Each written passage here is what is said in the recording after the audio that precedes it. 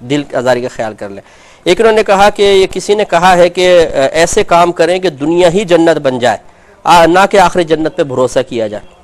اس قسم کا جملہ جو ہے اس کو علماء نے کلمات کفر میں شمار کیا ہے، کیونکہ اللہ تبارک و تعالیٰ کی جو اخروی نعمت جنت، جو سب سے اخروی لحاظ سے اعلیٰ نعمت ہے کہ اللہ تعالیٰ کا مقام رحمت ہے، اس سے اس طرح بے رغبتی کا اظہار کرنا یہ شرعاً جائز نہیں ہے۔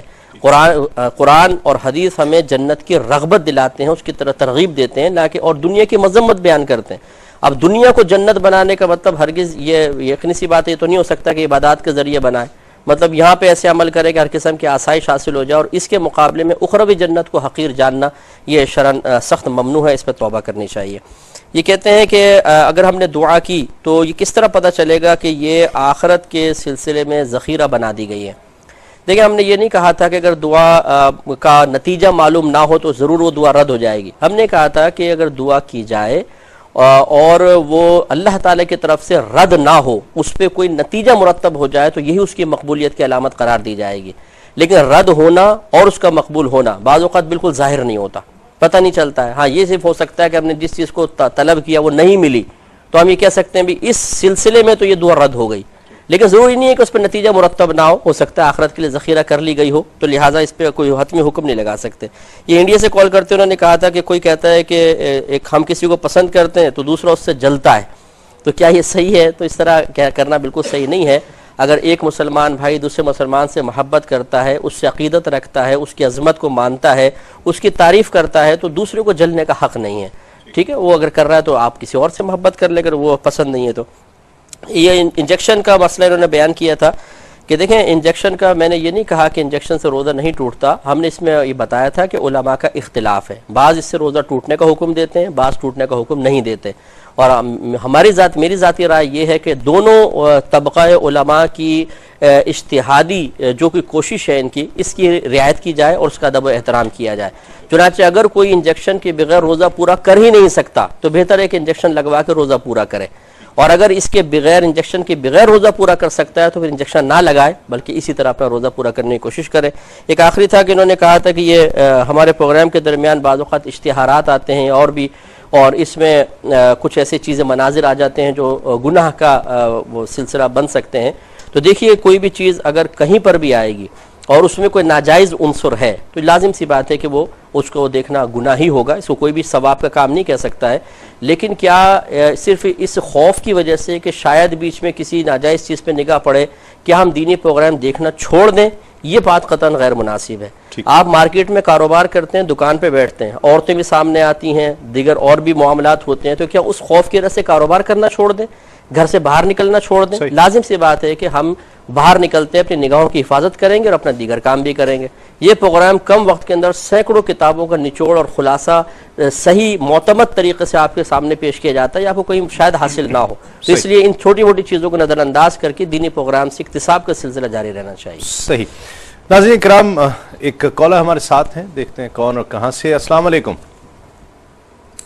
ہیلو، السلام علیکم۔ وعلیکم السلام بابو جی، کون اور بہت خوشی ہوئی، میں نے عید کی رمضان کی سمجھیے خوشی دوبارہ ہو گئی، بہت پورے مہینے سے کوشش کر رہی ہوں۔ اچھا، ماشاءاللہ ماشاءاللہ۔ بہت دنوں سے، اب کا شروع سے پروگرام دیکھ رہے ہیں، انڈیا میں سے جب غائب ہو جاتا ہے تو بے بد نصیبی ہوتی ہے، اور جب آتا ہے تو دیکھتی ہوں میں، بہت اچھا لگا، بہت اچھا لگا۔ کہاں سے بات کر رہی ہیں آپ؟ کلکتہ سے بات کر رہی ہوں۔ کلکتہ سے، اچھا جی جی کہیے۔ میں بس اللہ کا شکریہ ادا کر رہی ہوں کہ ہمارے دور میں ٹی وی ہے، آپ لوگ ہیں، اور اکمل بھائی ہیں، اور بھی بہت سارے ٹی وی کے علماء ہیں۔ سلام عرض کرتی ہوں آپ کو اور اکمل بھائی کو۔ چلے، بہت شکریہ، اللہ آپ کو خوش رکھے۔ عبادت کا تصور جس طرح بیان کیا گیا، تو کیا عبادت کی فضیلت اور اہمیت کیا آ رہی ہے قرآن مجید میں؟ دیکھیے، پہلی بات تو یہ ہے کہ عبادت رب کائنات کا حق ہے اور بندے کا فرض ہے، اور سب سے بڑی فضیلت کی بات بندے کے لیے یہی ہو سکتی ہے کہ اس کا رب اس کے لیے اپنی رضا کا اعلان کر دے۔ اللہ کرے کہ ہمارے حق میں وہ کلمات پورے ہوں کہ جو سورہ فجر کے آخر میں آتے ہیں کہ اللہ تعالیٰ فرماتے ہیں کہ یا ایتها النفس المطمئنہ ارجعی الی ربک راضیۃ مرضیہ فادخلی فی عبادی وادخلی جنتی، اے اطمینان والی روح، تو لوٹا اپنے رب کی طرف، وہ تجھ سے راضی اور تو اس سے راضی، داخل ہو جا میرے بندوں میں اور داخل ہو جا میری جنت میں۔ تو کل اللہ ہمارے لیے کہہ دے کہ تم میرے بندے ہو، یہ سب سے بڑی فضیلت ہوگی ایک بندے کے لیے، جس کے لیے آج بندہ بننا ضروری ہے شب و روز کے معمولات میں، خواہ وہ ہماری خوشی یا غمی کا موقع ہو یا گھر اور کاروبار کی زندگی ہو، حتیٰ کہ ہمارا نظام عدالت و نظام حکومت ہی کیوں نہ ہو، ان تمام گوشوں میں اللہ کو اپنا معبود مان کر اگر اس کی بندگی ہو تو کل یہ تو حقوق اللہ کی بات آپ نے کی، حقوق العباد بھی عبادت ہے۔ میں نے عرض کیا نا حقوق العباد کے حوالے سے کہ خواہ ہمارے کاروبار کا معاملہ ہو یا ہمارے گھر کی زندگی ہو، حدیث تو بتا رہی ہے نا کئی احادیث کہ جنت کو ماں کے قدموں کے نیچے رکھا گیا، اللہ کی رضا کو والد کی رضا میں رکھا گیا، اللہ کی ناراضگی کو والد کی ناراضگی میں رکھا گیا، رزق حلال کمانا ایک فرض ہے دیگر فرائض کے بعد، قطع تعلقی کرنے والا جنت میں داخل نہیں ہوگا۔ حدیث میں ہے کہ اللہ کی قسم وہ مومن نہیں، اللہ کی قسم وہ مومن نہیں، اللہ کی قسم وہ مومن نہیں جس کی تکلیفوں سے اس کا پڑوسی محفوظ نہ ہو۔ تو ان تمام احادیث اور اس طرح کی اور احادیث کو ہم دیکھتے ہیں تو ہمارا دین حقوق اللہ کا حکم بھی دے رہا ہے، حقوق العباد کا حکم بھی دے رہا ہے۔ بات وہی ہے، گھر میں ہو تب بھی اللہ کا حکم اس کے نبی کا طریقہ کیا ہے، کاروبار میں ہو تب بھی اللہ کا حکم اس کے رسول کا طریقہ کیا، خوشی غمی کا معاملہ، بندوں کے ساتھ رویوں کا معاملہ، اس میں بھی اللہ کا حکم اس کے نبی کا طریقہ سامنے رکھتا ہوں تو وہ عبادت ہی قرار پائے گا انشاءاللہ۔ ایک کالر شامل کرتے ہیں۔ السلام علیکم۔ وعلیکم السلام، کون اور کہاں سے؟ جی کتنا بات کر رہے ہیں سیالکوٹ سے؟ جی فرمائیے۔ جی مجھے نا مفتی صاحب سے یہ پوچھنا ہے کہ وسوسے کہتے ہیں کہ ایمان کی علامت ہوتے ہیں، لیکن ایسے وسوسے کہ جان ہی نہ چھوٹے، ان سے کیا کیا جائے ان کا پھر؟ ٹھیک ہے، مطلب اس طرح کے وسوسے آئیں گے کہ تم نے یہ خواب میں دیکھ لیا تھا، کبھی کچھ ذہن میں آنا شروع ہو جائے گا، نماز میں دل نہیں لگے گا، دعا مانگنے کو دل نہیں کرے گا، دعا مانگ بھی رہے ہوں گے، ہاتھ اٹھائے ہوں گے، دھیان کہیں اور ہوگا۔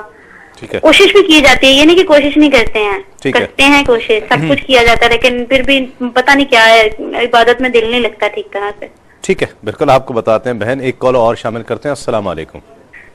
السلام علیکم ورحمۃ اللہ وبرکاتہ۔ وعلیکم السلام ورحمۃ اللہ وبرکاتہ۔ جی ہم انڈیا سے بول رہے ہیں، جی، ہم جہاں پہ کام کرتے ہیں وہاں پہ سیلری وہ بینک میں ڈالتے ہیں، اور وہ انٹرسٹ جو آتا ہے، کیا ہم وہ انٹرسٹ مدرسے کو یا مسلمانوں کو دے سکتے ہیں؟ اچھا ٹھیک ہے، بالکل آپ کو بتاتے ہیں۔ ایک کلام شامل کرتے ہیں، سید فرقان قادری پیش کرنے کی سعادت حاصل کر رہے ہیں۔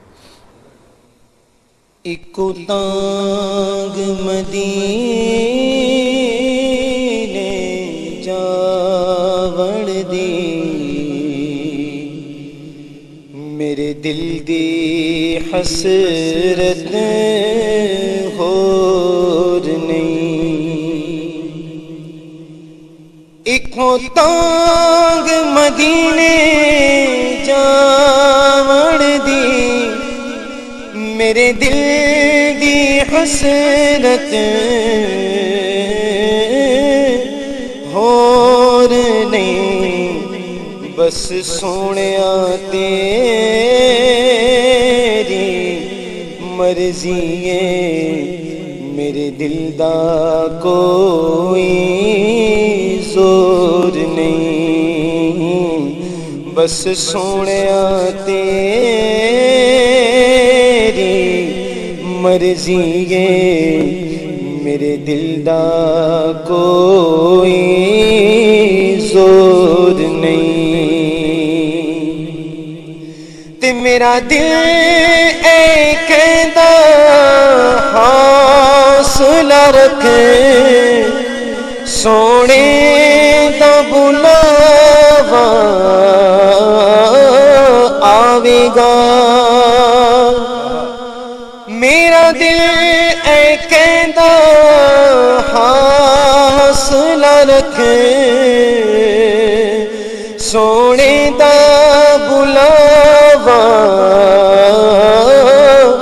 آوے گا، پر کی کریے بے صبری دا، دل وچوں جاندا چور نہیں، پر کی کریے بے صبری دا، دل وچوں جاندا چور نہیں۔ عبادت جو ہے وہ ہر جائز کام کے لیے، جس طرح آپ احباب نے فرمایا کہ ہر جائز کام جو اللہ اور اس کے رسول کے کسی امر کی ممانعت نہ کرتا ہو، وہ میں اگر یہ کہوں کہ مفتی صاحب ماشاءاللہ آپ بہت خوبصورت انداز سے گفتگو کرتے ہیں اور دنیا ماشاءاللہ کہتی ہے، تو اگر میں یہ کہوں کہ آپ کو دین سمجھانے کے لیے اللہ تعالیٰ نے پیدا فرمایا ہے یا فرقان قادری کو اللہ نے نعتیں پڑھنے کے لیے پیدا فرمایا ہے، یہ ٹھیک ہوگا؟ مطلب اس طرح کسی ایک پرٹیکولر چیز کے میں اللہ وہ تبارک و عبادت تعالیٰ ہے، کے ارادے کو مقید نہیں کر سکتے ہیں۔ ٹھیک، ہاں یہ ہے کہ آپ کو اس لیے اللہ نے منتخب کر لیا ہے، یہ ایک الگ چیز ہے، اور اس کے لیے پیدا کیا یہ ایک الگ چیز ہے۔ ٹھیک، تو پیدا تو ہمیں اپنی عبادت کے لیے کیا ہے، پھر عبادات جیسے حضرت نے فرمایا نا کہ حکم کے جواب میں جو تعمیل ہوتی ہے حقیقتاً وہ شرعی اعتبار سے عبادت بنتی ہے۔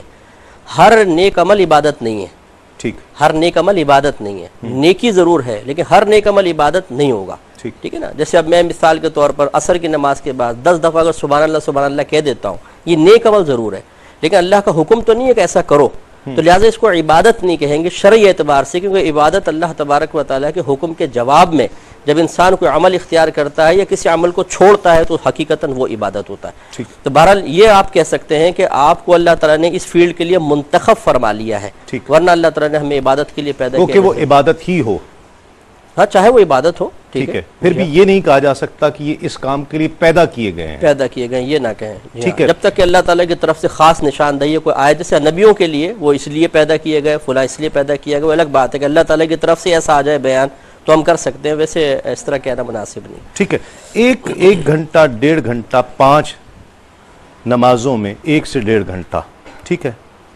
اپروکسیمیٹلی حج سال میں 1 مرتبہ فرض ہے، زندگی میں 1 مرتبہ، رمضان کے 30 دن ہیں پورے سال میں 365 میں سے، باقی یہ وقت عبادت گزار کیسے ہو سکتا ہے انسان؟ دیکھیے یہ جو عبادات ہے نا، نماز، زکوٰۃ، روزہ اور حج، جس کے لیے پیدا کیا گیا ہے، میں عرض کر رہا ہوں، یہ عبادات پوری زندگی کی بندگی کے لیے بندے کو تیار کرواتی ہیں۔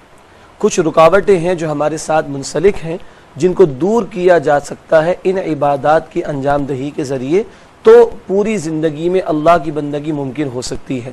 اس پر بڑی جامع آیت ہے سورۃ البینہ میں، اگر ہم پڑھیں آیت نمبر 5 میں، وَمَا أُمِرُوا إِلَّا لِيَعْبُدُوا اللَّهَ مُخْلِصِينَ لَهُ الدِّينَ، اور انہیں اسی لیے اس بات کا حکم دیا گیا کہ اپنی اطاعت کو اللہ کے لیے خالص کر کے اس کی عبادت کریں، وَيُقِيمُوا الصَّلَاةَ وَيُؤْتُوا الزَّكَاةَ، اور نماز قائم کریں، زکوٰۃ ادا کریں۔ غور کیجئے، عبادت کا تذکرہ الگ ہے، نماز کا ذکر الگ ہے، اور زکوٰۃ کا ذکر الگ ہے۔ نماز کیا ہے؟ قرآن سورہ طٰہٰ کی آیت نمبر 14 میں کہتا ہے اقیم الصلاۃ لذکری، اللہ فرماتے ہیں میری یاد کے لیے نماز کو قائم کرو۔ انسان زندگی کی رنگینی میں گم ہو کر اپنی بندگی والے تقاضے کو بھولتا ہے، نماز یاد دلاتی ایاک نعبد، تم نے اللہ کی عبادت کرنی ہے۔ زکوٰۃ کیا ہے؟ مال کی محبت کا بڑا شدید فتنہ انسان کے ساتھ لگا ہوا ہے، یہ زکوٰۃ مال کی محبت کو کم کرتی ہے۔ روزہ کیا ہے؟ ہمارے نفس پر ہمیں کنٹرول دیتا ہے، اپنے نفس کی مرضی کے مقابلے میں رب کی مرضی پر عمل کرنا سکھاتا ہے۔ حج کیا ہے؟ سب کچھ اللہ کی خاطر قربان کر کے نکل جانے کا نام ہے۔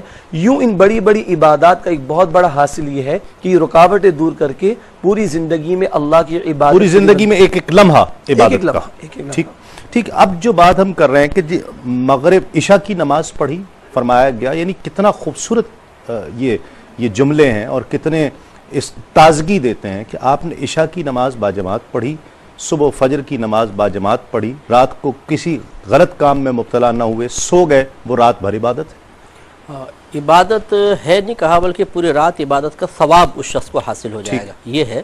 تو بالکل یہ، اور یہ چیزیں دیکھیں قیاساً ثابت نہیں ہو سکتی ہیں کہ اب ہم اپنے قیاس سے کسی چیز کو عبادت قرار دے دیں، بلکہ وہی جو اللہ تعالیٰ کے نبی نے، اللہ تبارک و تعالیٰ نے جس چیز کو عبادت قرار دیا، جو انداز بتایا، اس انداز سے حضرت نے ایک بڑے اچھا قید لگائی تھی کہ نبی کریم کا انداز بھی پھر اختیار کیا جائے اس کے مطابق، تو پھر یقیناً وہ عبادت ہوگی، اور اس میں پوری رات عبادت کا ثواب حاصل کرنے کی بشارت ہے۔ الجھن ہی یہی ہے کہ عبادت کا تصور ہر شخص اس کو کس طرح سے لے رہا ہے، یعنی وہ چیز جو عبادت میں نہیں آتی وہ اس کو عبادت سمجھ کے کر رہا ہے، تو یہ کہیں ایسا تو نہیں کہ وہ اس کو عبادت سمجھ کر رہا ہو، بندگی سمجھ کر رہا ہو، تو شرک کا مرتکب ہو رہا ہو؟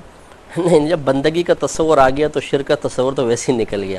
وہ عبادت نہیں ہے لیکن وہ اسے عبادت سمجھ رہا ہے. پھر بھی یہ شرک کا تصور نہیں، کیونکہ دونوں مقام پہ اس کا مقصود اللہ تعالیٰ کا قرب حاصل کرنا ہے، اس کی رضا حاصل کرنا ہے. ٹھیک. اگر غیر اللہ کے قرب کو حاصل کرنے کے قصد و ارادے سے وہ کوئی نیک عمل اختیار کرتا ہے تو یہ شاید شرک اور کفر کے اندر آ جائے گا.